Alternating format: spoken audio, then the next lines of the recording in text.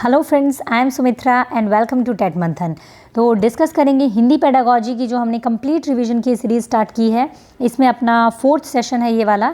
इससे पहले हम लोग 3 सेशंस में ऑलरेडी कुछ क्वेश्चंस को डिस्कस कर चुके हैं और इससे पहले आप लोगों को ज़रूर मैं एक बड़ा वाला थैंक यू कहूँगी कि आप लोगों ने इतना सपोर्ट किया है, इतना ट्रस्ट दिखाया है एंड आई अश्योर यू कि आप लोग जितना भी एक मटेरियल जितना भी कंटेंट आप लोगों के लिए मैंने प्रिपेयर किया है, आप उतना अच्छे से अगर करते हैं तो आपको सीटेट में एक अच्छा स्कोर करने से कोई नहीं रोक सकता।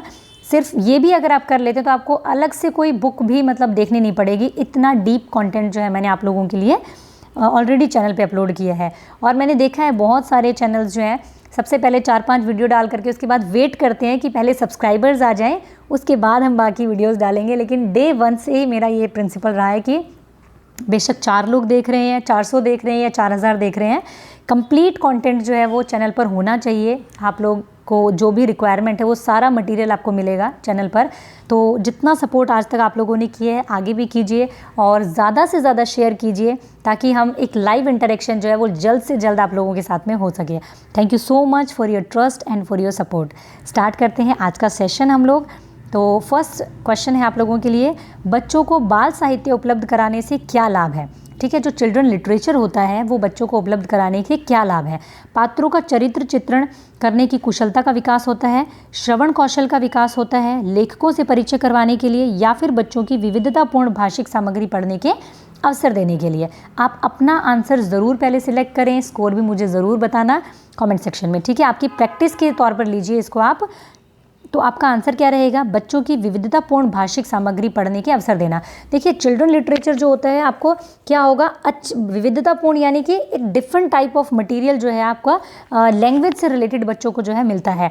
क्योंकि हम लोग क्या सोचते हैं अक्सर कि भाई जो बच्चे हैं वो अपनी सिलेबस की बुक्स कर लें, वही बहुत बड़ी बात है, उनको अलग से क्या हम लोग बाल साहित्य पढ़ाएं। लेकिन ये बहुत ज़रूरी है, बच्चों की एक रीडिंग हैबिट उससे बिल्ड होती है और उससे क्या होगा, उनकी जो लैंग्वेज की स्किल है वो बहुत अच्छे से डेवलप होती है। ठीक है, इसलिए इससे क्या होता है, विविधतापूर्ण भाषिक सामग्री का अवसर मिलता है। सुनना कौशल के बारे में कौन सा कथन उचित नहीं है? लिसनिंग के बारे में बात की जा रही है। सुनना कौशल जो है मौखिक कौशल के अंतर्गत आता है। सुनना कौशल अन्य कौशलों के विकास में सहायक है। सुनना कौशल का विकास भाषा के नियमों को पहचानने, उनका निर्माण करने में सहायक है, या फिर सुनना कौशल सबसे कम महत्वपूर्ण है? तो बिल्कुल ठीक बात है, बिल्कुल सिंपल आंसर है कि सुनना कौशल सबसे कम महत्वपूर्ण है। ये क्या है आपका उचित कथन नहीं है, क्योंकि सुनना कौशल तो बिल्कुल LSRW इसका आधार है आपकी लिसनिंग जो है। बच्चा सबसे पहले जब पैदा होता है तो उसको कुछ नहीं आता होता, लेकिन फिर भी वो चीज़ों को सुन रहा होता है। तो सबसे पहला कौशल है आपका जो बाकी कौशल के लिए क्या करता है, एक बेस का काम करता है। ठीक है, भाषा सीखने सिखाने की प्रक्रिया में अर्थ गढ़ने का आधार जो है मुख्यतः क्या है? यानी कि जो मीनिंग मेकिंग होती है आपकी, उसका मुख्य आधार क्या होता है? शब्दकोश देखना, पाठ्य पुस्तक, समाज सांस्कृतिक परिवेश, या फिर शिक्षक द्वारा अर्थ बताना? ठीक है, तो अर्थ गढ़ने का मुख्य आधार जो है वो आपका क्या रहता है, समाज सांस्कृतिक परिवेश। जैसा कि वाइगोत्स्की भी कहते हैं आपसे कि आप हर चीज़ के लिए थोड़ी ना शब्दकोश देखते हैं, पाठ्य पुस्तक देखते हैं, या फिर शिक्षक आपको हर एक चीज़ का अर्थ बताएगा। भाषा सीखने सिखाने की जब प्रक्रिया होती है, बच्चा सीखता है तो सबसे ज़्यादा वो अपने एनवायरनमेंट से, अपने समाज संस्कृति से चीज़ों का जो है मीनिंग सीखता है। ठीक है, उसके बाद ये सारी चीज़ें आती हैं, किताबें वगैरह। मंजूषा जो है वो 8वीं कक्षा को हिंदी पढ़ाती है, इस स्तर पर उसे किसके लिए प्रयास करना चाहिए? एक टीचर है मंजूषा, वो 8th क्लास को हिंदी पढ़ाती है। ठीक है, तो क्या लेवल होना चाहिए? छंद समझाना, सस्वर पठन करना, साहित्यिक विधाओं का परिचय, या अलंकार समझाना? ठीक है, कक्षा से अंदाज़ा लगाएंगे हम और आंसर क्या होगा आपका, साहित्यिक विधाओं का परिचय। ठीक है, हिंदी में बहुत सारी विधाएं होती हैं आपकी, जैसे कि नाटक हो गया, जीवनी हो गया, एकांकी हो गया। तो ये सारी विधाएं जो हैं ये आपकी 8th क्लास में आते आते बच्चों को क्या है, आपको पढ़ानी चाहिए। उसके साथ में इंट्रोडक्शन हो जाता है। सस्वर पठन तो हमारा बहुत छोटे बच्चों को करवाते हैं हम। ठीक है, नेक्स्ट देखते हैं। और बाकी सारी चीज़ें जो होती है वो उच्च स्तर पे आती हैं। पाठ्य पुस्तक जो है वो भाषा शिक्षण में मुख्यतः क्या सहायता करती है? जो हमारी बुक है वो क्या सहायता करती है? बच्चों को विभिन्न पर्वों की जानकारी देना, व्याकरणिक नियमक कंठस्थ करवाना, भाषा की विभिन्न छटाएं प्रस्तुत करती है, या फिर बच्चों का आकलन करती है? ठीक है, तो ये सारी चीज़ें जो वो एक और इशारा करती है।